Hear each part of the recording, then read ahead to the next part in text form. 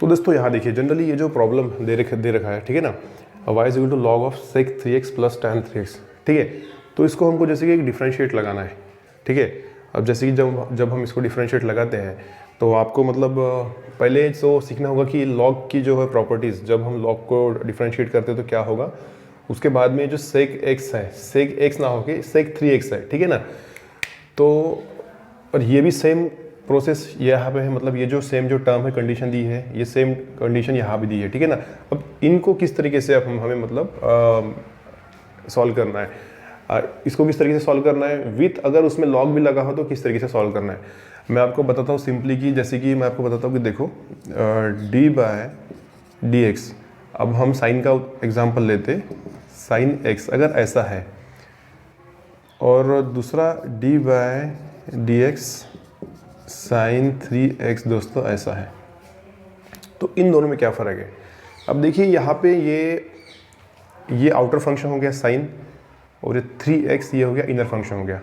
यहाँ पर भी ये आउटर फंक्शन है, ये इनर फंक्शन है x, लेकिन यहाँ पे कैसा होता है कि हम साइन x का डिफरेंशिएशन डायरेक्ट cos x करके उसको छोड़ देते हैं, यहाँ पे उसको फुल स्टॉप लगा लेते हैं हम, ठीक है, यही छोड़ देते हैं, क्योंकि करने के लिए भी कुछ बचा है नहीं सामने में, ठीक है ना। लेकिन कैसा होता है कि साइन के टर्म में, साइन 3x के टर्म में ये डिफरेंशिएशन इसको अलग से करना होता है, ये जो 3x होता है इसको अलग से भी करना होता है डिफरेंशिएशन। मैं आपको बताता हूँ, अब इस साइन का जो हो गया डिफरेंशिएशन, ये हो गया कॉस, हो गया कॉस, और ये फंक्शन उसका लगता है हर समय, ठीक है ना। अब साइन जैसे हम साइन x बोलते हैं फट से, तो उसका डिफरेंशिएशन कॉस x हो गया, तो साइन 3x का डिफरेंशिएशन कॉस 3x हो गया, ठीक है ना। तो ये तो साइन, ये तो 3x तो यहाँ पे रहेगा ही, ऊपर से क्या रहेगा कि ये जो है इनर फंक्शन है, इसका भी डिफरेंशिएशन हमको यहाँ से अलग से करना पड़ेगा 3x दोस्तों, ठीक है दोस्तों। तो ये जो कंडीशन है, ये वाली प्रोसेस, यहाँ पे साइन 3x है तो यहाँ पे sec 3x है, ठीक है ना। तो sec 3x का करने के बाद में सामने हमें 3x का भी करना होगा, ठीक है ना। इसको बोलते हैं कंपोजिट डिफरेंशिएशन। अभी हमारे पास में जो लॉग जो टर्म लग के है, तो इसका देखो कि हम लॉग वाली टर्म को कैसा फेस करेंगे। अब लॉग ऑफ x है, ठीक है, सीधी सी बात हो गई। अब d बाय डी एक्स मान के चलो कि log of under root of x कर दिया गया है, ठीक है, ऐसा है। या फिर और एक चीज़ हो सकती है कि d by d x log of sine x है, और एक कंडीशन है d by d x log of sine 3x दोस्तों। तो दोस्तों ये देखिए, ये जो प्रॉब्लम है ना, तो इस तरीके की कंडीशन हमें सारे डिफरेंशिएशन में सामने आ सकती है, और आती भी है, ठीक है। अब डिफरेंशिएशन ऑफ लॉग x को हम सिंपली 1/x लिख के इसको फुल स्टॉप कर देते, ठीक है ना, कर दिए। जैसे कि इसमें साइन x था, वैसे इसको cos x करके इधर फुल स्टॉप कर लिए, क्योंकि इधर सिंपली x है, ठीक है ना। अब x के साथ में ये जो कुछ अलग ये जो है वेरिएबल से अलग है वेरिएबल्स, तो इसको अलग से करना पड़ा। वैसे ही यहाँ पे सिर्फ x होने के कारण 1/x देखिए, इसको सिर्फ हमको पे फुल स्टॉप कर देना पड़ा। अब यहाँ पे क्या होगा दोस्तों कि यहाँ पे सिंपली x नहीं है, रूट x है, तो इसको तो पहले तो वही वाली जो सिंपल टर्म होती है 1/√x ये लगाना होगा, फिर रूट x को अलग से डिफ्रेंशिएट करना होगा हमें, रूट x को अलग से इधर डिफ्रेंशिएट करना होगा हमें, ठीक है दोस्तों, ये हो गया। अब वैसे क्या होगा कि log ऑफ साइन x है, तो log ऑफ x है तो 1/x आ गया, तो log ऑफ साइन x है तो 1/sin x ऐसा आएगा, ठीक है ना। तो 1/ यहाँ पे साइन x ऐसा आएगा, ठीक है दोस्तों। लेकिन क्या होता है कि साइन को भी हमको इधर डिफ्रेंशिएट करना होता है अलग से, तो इसको हम लगाते हैं d by d x, sine x को भी हमको इधर अलग से डिफ्रेंशिएट करना होता है दोस्तों, ठीक है दोस्तों। अब ये हमारा इतना हो गया।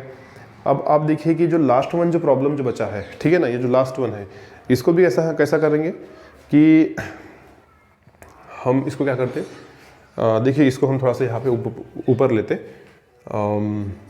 d by d x log of sine 3x, ठीक है दोस्तों। अगर ये ऐसे आ गया, इसको फुल ब्रैकेट बना के ये ऐसे आ गया दोस्तों, ठीक है। तो इसमें हम क्या होगा, इनिशियली तौर पे सिंपली लॉग के साथ में जो टर्म है तो उसको 1/ में इधर लिख लेंगे हम, साइन 3x दोस्तों, ये हो गया, साइन 3x हो गया। फिर साइन 3x को, ये पूरी टर्म को इधर डिफ्रेंशिएट करेंगे हम, d बाय डी एक्स, इसको पूरी टर्म को हम डिफ्रेंशिएट करेंगे दोस्तों, ठीक है दोस्तों। अब ये डिफ्रेंशिएट होने के बाद में यहाँ पे जो 3x है कंपोजिट टर्म, इसको भी हमको इधर अलग से सामने डिफ्रेंशिएट करना होता है। ठीक है दोस्तों, तो इस तरीके से ये जो सारी जो डिफरेंशिएशन वाली जो अलग अलग कॉन्सेप्ट हैं जो लॉग के साथ में हमें जो जनरली प्रॉब्लम्स में आती है, तो हमको इस तरीके से उनको करना होता है। ठीक है ना। अब सिंपली ये sin 3x अगर होता, ठीक है ना, इतना अगर होता, तो ये वाली टर्म हमको स्किप करना होता है यहाँ से। ठीक है ना। सिर्फ मतलब sin 3x का डिफरेंशिएशन, फिर इंटरनल जो होता है फंक्शन का डिफरेंशिएशन 3x का करना होता है। जैसे कि केस यहाँ पे ये केस है। ठीक है ना। sin 3x का डिफरेंशिएशन cos 3x हो गया और 3x का डिफरेंशिएशन भी हमने यहाँ पे 3x लगाया। ठीक है ना। अगर log नहीं होता, तो अगर log है तो ये स्टेप हमारी एक स्टेप बढ़ जाएंगी, 1/sin 3x ये स्टेप हमको यहाँ पे बढ़ाना पड़ेगा। ठीक है दोस्तों। तो ये वाली जो जनरली ये जो केस है ना, तो ये यहाँ पे है, देखो यहाँ पे log है, इसके साथ में sec 3x है प्लस tan 3x भी है इसके साथ में। ठीक है। तो हमें ये वाली केस का यहाँ पे यूज़ करना होगा। अब दोस्तों यहाँ देखिए, जनरली यहाँ पे हम y को डिफरेंशिएट लगाते हैं dy/dx। तो हमने जैसे बोला था कि पहले वाली टर्म को 1/, में लिखना होता है। तो log है तो इसके साथ में 1/sec 3x plus tan 3x, इस टर्म में इसको हमको ये लगाना है। ठीक है ना। अभी हमने इसको लगा लिया, तो इसी टर्म को फिर से इधर हमको डिफरेंशिएट करना है, dy/dx sec 3x plus tan 3x।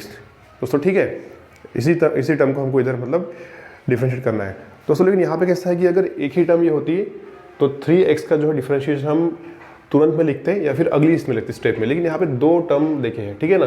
तो इसको हमको क्या करना होगा, इसको अलग से करना होगा डिफरेंशिएशन और इसका अलग से करना होगा डिफरेंशिएशन। ठीक है। तो हम नीचे वाली फॉलोइंग स्टेप में उसको करेंगे। अब देखो, इसको तो ऐसा का ऐसा ही मतलब फॉलो करना है, नीचे tan 3x ये हो गया दोस्तों।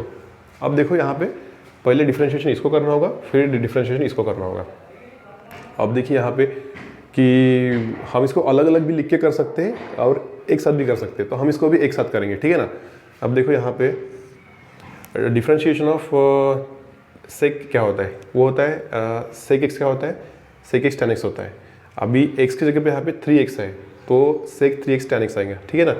तो हमको सेक 3x tan 3x ये ऐसा आ जाएगा। ठीक है। अभी ये जो है, ये जो अंदर का जो इंटरनल फंक्शन है, ये फंक्शन है, इसको भी हमको अंदर से अलग से डिफरेंशिएशन लगाना होगा, ये वाला। दोस्तों अब ये देखिए कि मैं आपको बताता हूँ एक बात और, dy/dx जैसे कि sec x है, इसका क्या आता है sec x tan x, ये ऐसे आता है। ठीक है ना। अब सिंपली sec x का sec x tan x आता है। अब क्या होगा, अगर यहाँ पे sec x की जगह पे 3x आ जाएगा तो यहाँ पर भी sec 3x आ जाएगा, यहाँ पर भी tan 3x आ जाएगा। तो यही के सेम यहाँ पे है। ठीक है ना। ये sec और tan तो आना ही है, लेकिन जो सामने जो फंक्शन रहेगा वही फंक्शन सेम इनके सामने आएगा।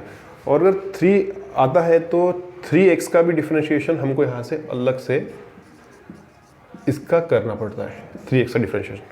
तो दोस्तों ये देखो, ठीक है ना। तो इस ट्रिक को आपको ध्यान में रखना है, तो बड़ा ही आसान से आपका मतलब क्वेश्चन सॉल्व हो पाएंगे। तो देखो दोस्तों यहाँ पे कैसा हो गया कि ये वाली टर्म हमने सॉल्व कर लिया।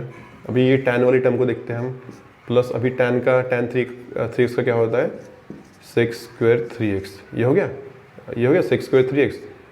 तो अभी डिफरेंशिएशन लगाते हम 3x को, डिफरेंशिएशन लगाया हमने 3x को दोस्तों। ठीक है, इतना तो आपके मतलब ध्यान में आई गया होगा। तो जनरली अभी क्या है कि यहाँ पे हमारी ये टर्म सॉल्व है, ये टर्म सॉल्व है, ये डिफरेंशिएटेड की हुई सारी टर्म है ये, लेकिन ये जो 3x है ये यहाँ का डिफरेंशिएशन अभी भी बाकी है, ये वाला अभी भी बाकी है। तो एक स्टेप में हम उसको सॉल्व करना है, फिर बाकी सब हमको आंसर लिखना है। ठीक है। तो 1/sec 3x plus tan 3x दोस्तों ये हो गया। ठीक है। अब हम देखते हैं कि इसको फॉलो करते हैं, sec 3x tan 3x, differentiation of 3x क्या हो गया, x का 1 हो गया, इधर ये 3 बच गया। ठीक है दोस्तों। अब प्लस करो, अब इसको लिखो सेक्स स्क्वायर 3x, ये हो गया दोस्तों। अभी डिफ्रेंशिएशन ऑफ 3x का क्या हो गया, ये डायरेक्ट इधर 3 आ गया दोस्तों, ठीक है। ये अभी हमारा जो सारा डिफ्रेंशिएशन जो करना था अभी तक के वो हमने सब कर लिया। अभी क्या करना है, इसको कॉमन्स वगैरह अलग अलग निकाल के उसके आंसर को एक सिस्टमेटिक तरीके से हमको अभी अप्रोच करना है, ठीक है। तो अब देखिए कि यहाँ पे एक स्टेप में और लिखते हैं हम सेक 3x प्लस tan 3x, दोस्तों ये हो गया, ठीक है ना। अब यहाँ पे हम यहाँ के कुछ कॉमन्स निकालते हैं, ठीक है। अब देखिए यहाँ पे ऐसी कौन सी जो टर्म है जो हम कॉमन निकाल सकते हैं, ठीक है। तो यहाँ पे ये जनरली एक प्लस है, यानी कि ये दो टुकड़ों में इसको डिवाइड करता है, ये एक टर्म हो गई, ये एक टर्म हो गई, ठीक है ना। तो इतने में से कॉमन आएगा, इतने में से कॉमन आएगा। तो दोस्तों देखिए यहाँ पे कॉमन क्या आता है, दोनों में 3 है, यहाँ पे 3 है, ठीक है ना। अब यहाँ पे tan यहाँ पे है, यहाँ पे tan नहीं है। अब यहाँ पे sec 3x है और यहाँ पर भी sec 3x है। अब यहाँ पे sec 3x 2 बार है, तो वहाँ से एक बार कॉमन लेंगे हम, ठीक है ना। तो लिखो, पहले 3 को लिखते, 3 लिखते, फिर ये sec 3x हो गया और ये sec 3x हो गया।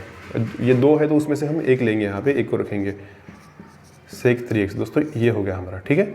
अब जो रिमेनिंग टर्म जो है उसको हमको यहाँ लिखना है, ये आ गया tan 3x प्लस फिर ये sec यहाँ का एक बच चुका था sec 3x, ये आ चुका था। स्क्वायर होने की वजह से कैसा है, उसमें से एक कॉमन ले लिए और एक बच गया इधर। अब दोस्तों देखिए यहाँ पे कि आपको क्या दिख रहा है, आपको देखिए कि tan 3x plus sec 3x ये है और इसके अपॉन में sec 3x plus tan 3x है क्या नहीं। ये इंटरचेंज है, ये इंटरचेंज है, लेकिन ये दोनों एक ही है, ठीक है ना। अब 1 + 2 लिखो या फिर 2 + 1 लिखो, एक ही बात है। तो हम इसको कैंसल आउट कर सकते हैं इतनी टर्म को, ठीक है दोस्तों। अभी कैंसल आउट होने के बाद में हमारा आंसर जो है, ये जो रिमेनिंग आंसर है ये हमारा आंसर बचता है 3 sec 3x दोस्तों।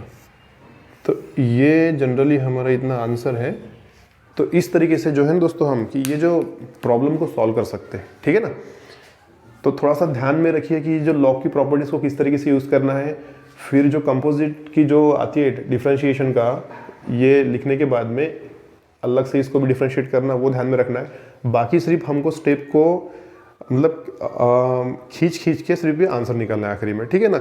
मतलब कि कॉमन्स निकालो, फिर उसको काट पीट करो, फिर आखिरी में जो बचता है वो हमारा दोस्तों आंसर रहेगा, ठीक है ना। तो इस तरीके से हमको ये सॉल्व करना है।